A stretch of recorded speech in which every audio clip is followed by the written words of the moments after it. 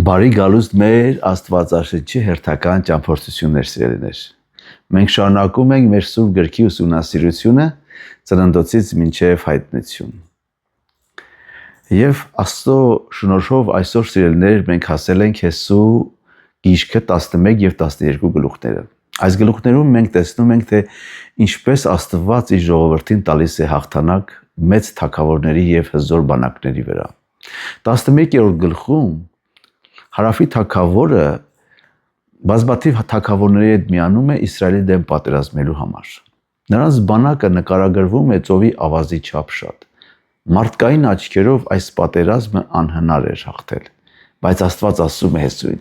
«Մի վախեցիր նրանցից»։ Սա մի խոսք է, որ կրկնվում է ամբողջ Աստվածաշնչում։ Երբ Աստված խոստում է տալիս թշնամու մեծությունը, այլևս որոշիչ չէ, որովհետև հաղթանակը մարդկային ուժից չէ, այլ Աստծո ներկայությունից։ Այստեղ մենք տեսնում ենք Հիսուս Քրիստոսին որպես հաղթող թագավոր։ Հայտնության 19-րդ գլխում նա նկարագրվում է որպես թագավորների թագավոր եւ տերերի տեր, որը հաղթանակով գալիս է։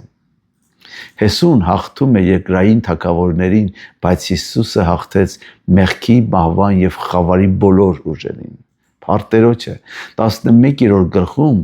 Հեսուն կատարեց այն ամենը, ինչ Տերը պատվիրել էր Մովսեսին։ Սա մեզ հիշեցնում է Հիսուսին։ Հովհաննես 6:38-ում Հիսուսն ասում է. «Ես երկնքից իջա ոչ թե իմ կամքը կատարելու, այլ ինձ ուղարկողի կամքը»։ Այնինչ Հեսուն մասամբ Հիսուսը կատարեց կատարելապես։ Նա լիովին հնազանդվեց Հորը։ Հեսուի 12-րդ գլխում տեսնում ենք հաղթված թագավորների ցանկը։ Առաջին հայացքից սա կարող է պարզապես անունների ցուցակ թվալ,